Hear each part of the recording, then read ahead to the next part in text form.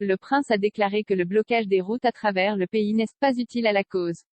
Cependant, Charles a déclaré que malgré l'utilisation de ces techniques, il ressentait la frustration ressentie par les militants face au changement climatique.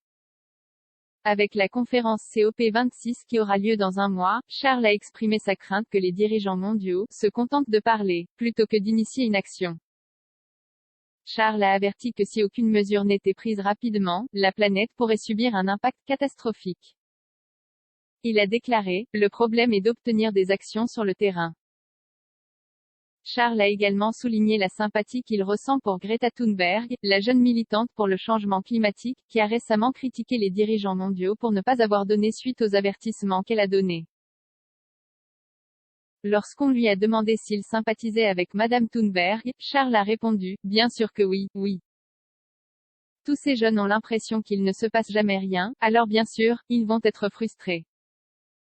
Je comprends tout à fait parce que personne n'écouterait et ils voient leur avenir totalement détruit. Parlant des actions des Extinction Rebellion, l'héritier du trône a déclaré, mais ce n'est pas utile, je ne pense pas, de le faire d'une manière qui aliène les gens. Je comprends donc parfaitement la frustration, la difficulté est de savoir comment diriger cette frustration d'une manière plus constructive que destructrice. Avant le sommet de Glasgow, Charles a qualifié la conférence de « salon de la dernière chance », affirmant que ce serait « un désastre » si les dirigeants mondiaux ne se réunissaient pas pour s'attaquer au problème. Il a dit « Je veux dire que ce sera catastrophique. Cela commence déjà à être catastrophique car rien dans la nature ne peut survivre au stress créé par ces conditions météorologiques extrêmes. » Les commentaires interviennent après qu'il a été révélé que le prince Harry et Meghan Markle n'allaient pas tous deux assister au sommet de la COP26.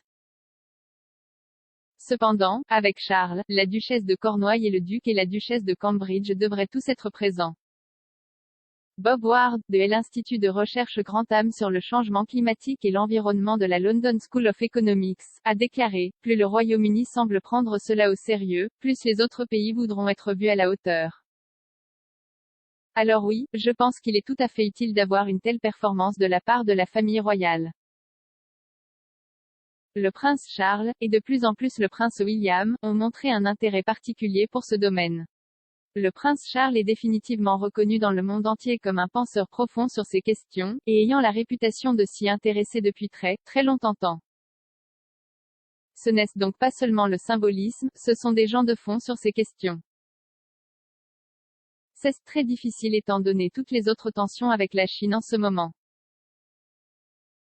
Encore une fois, je pense que si la famille royale est capable de créer un engagement fort avec les dirigeants chinois pendant qu'ils sont ici, cela aidera.